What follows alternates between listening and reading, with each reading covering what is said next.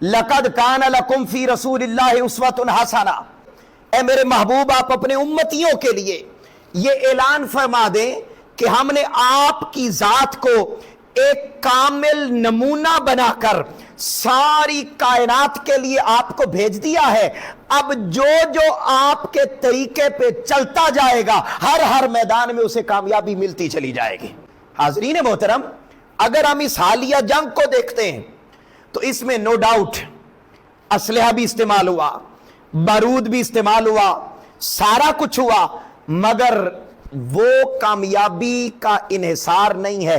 कामयाबी का इन्हिसार वो रास्ता है जो इस जंग में अपनाया गया, और वो रास्ता कोई और नहीं था, आमिना के लाल मोहम्मद मुस्तफ़ा का बताया हुआ था सल्लल्लाहु अलैहि वसल्लम। कैसे?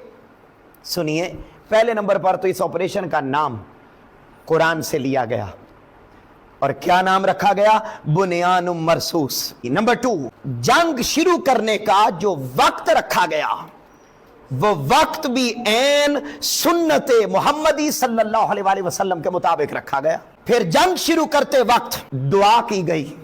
अब मैं ये दोनों बातें जरा आपको अर्ज कर दूं।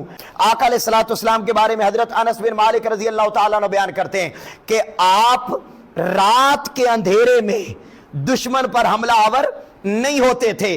जब भी मुसलमानों पर जंग मुसल्लत कर दी जाती, आका अलैहिस्सलातु वस्सलाम रात के अंधेरे के गुजर जाने का इंतजार फरमाते, और जैसे ही फजर की नमाज अदा करते, फजर के बाद आप उनके ऊपर होने वाले हमलों का जवाब दिया करते थे। और फिर जब भी ताजदारे कायनात सल्लल्लाहु अलैहि वसल्लम जिहाद करते तो जिहाद का आगाज अल्लाह की बारगाह में दुआ से किया करते। गज़वा बदर को ले लीजिए कि ताजदारे कायनात सल्लल्लाहु अलैहि वसल्लम जब गज़वा बदर में पहुंचे तो आका अलैहिस्सलातु वस्सलाम अल्लाह की बारगाह में गिड़गिड़ा कर दुआ कर रहे थे, बारी ताला इधर 313 या 319 हैं, उधर 1000 का लश्कर है। आज अगर ये मुट्ठी भर लोग शहीद हो गए तो कयामत तक तेरा नाम लेने वाला कोई नहीं होगा।